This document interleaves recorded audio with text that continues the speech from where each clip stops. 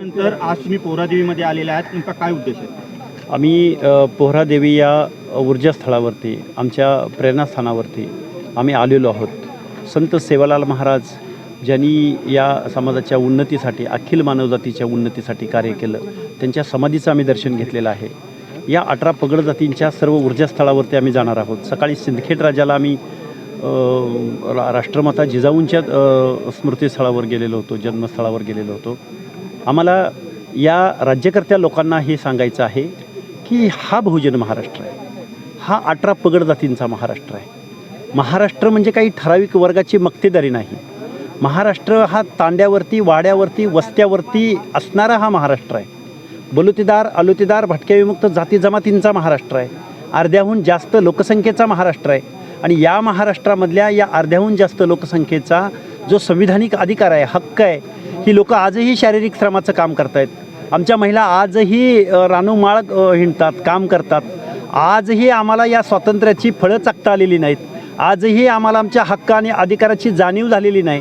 आजही आम्ही काबाड कष्ट करत आहोत आणि या सगळ्या लोकांना निर्णय प्रक्रियेमध्ये घेण्यासाठी, त्यांना सिव्हिलायझेशनमध्ये घेण्यासाठी, नागरीकरणामध्ये घेण्यासाठी, शिक्षणामध्ये घेण्यासाठी महामानव डॉक्टर बाबासाहेब आंबेडकरांनी आम्हाला ओबीसींचं 27% आरक्षण दिलं।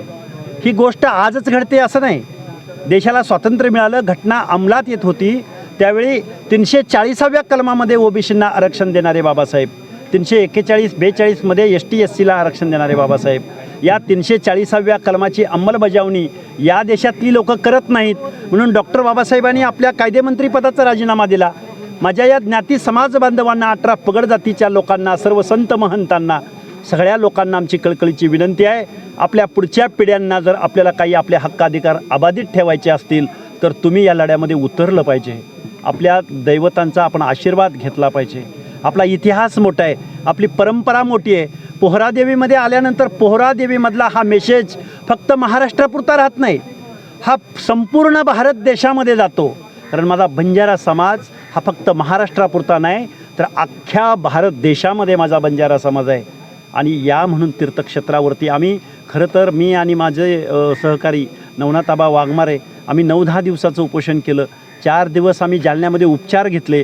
उपचार घेतल्यानंतरसुद्धा उपचार घेत असताना त्या हॉस्पिटलमध्ये हजारो लोक तिथं येत होती, म्हणून आम्ही या तीर्थक्षेत्रावरती जावं, ऊर्जा घ्यावी।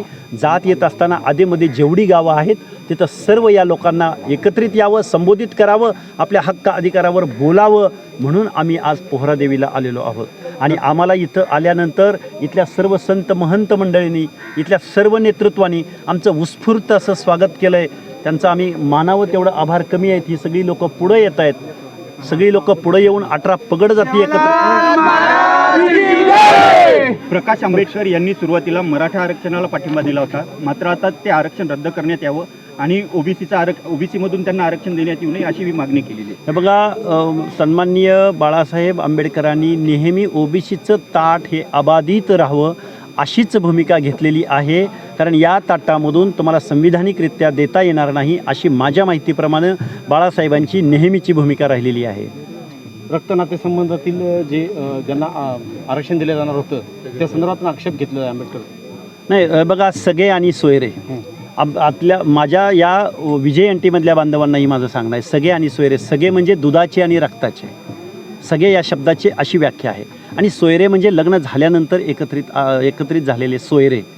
या दोन्हीही कन्सेप्ट ना संविधानामध्ये आहेत, ना कुठल्या जजमेंटमध्ये आहेत, ना हिंदू लॉमध्ये आहेत, ना मुस्लिम पर्सनल लॉमध्ये आहेत, ना ख्रिश्चन लॉमध्ये आहेत, ना पारशी लॉमध्ये आहेत। हा कन्सेप्ट आणला कुणी? बघा, 80% आम्ही बोगस नोंदींद्वारे आम्ही मराठ्यांना ओबीसीमध्ये घुसवलं आहे असं म्हणणारे जरांगे आता 20% लोकांना या सगळ्या सोयऱ्याचा अध्यादेश आणून आम्ही 100% मराठ्यांना ओबीसीमध्ये घुसवणार आहोत। हे जे वक्तव्य आहे हे घटनाविरोधी वक्तव्य आहे, हे बेकायदेशीर वक्तव्य आहे। सुप्रीम कोर्टाला हे मान्य नाही, वेगवेगळ्या आयोगांना हे मान्य नाही, औरंगाबादच्या खंडपीठाला हे मान्य नाही। सुप्रीम कोर्टाचं यावर 650 पानाचं जजमेंट आहे।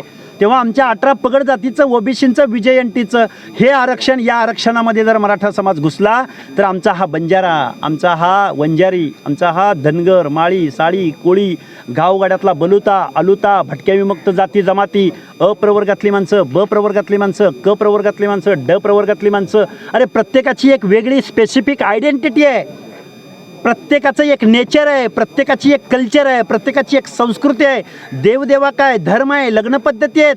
आणि हा 18 पगड जातीचा बहुजनांचा महाराष्ट्र आहे. पण या महाराष्ट्राचं इथल्या राज्यकर्त्या लोकांना, मुख्यमंत्र्यांना, आमदारांना, खासदारांना काही पडलेलं नाही. म्हणून ही यात्रा आहे, म्हणून हा संवाद आहे, म्हणून अभिवादन यात्रा आम्ही करतो आहोत. उद्यापासून अधिवेशन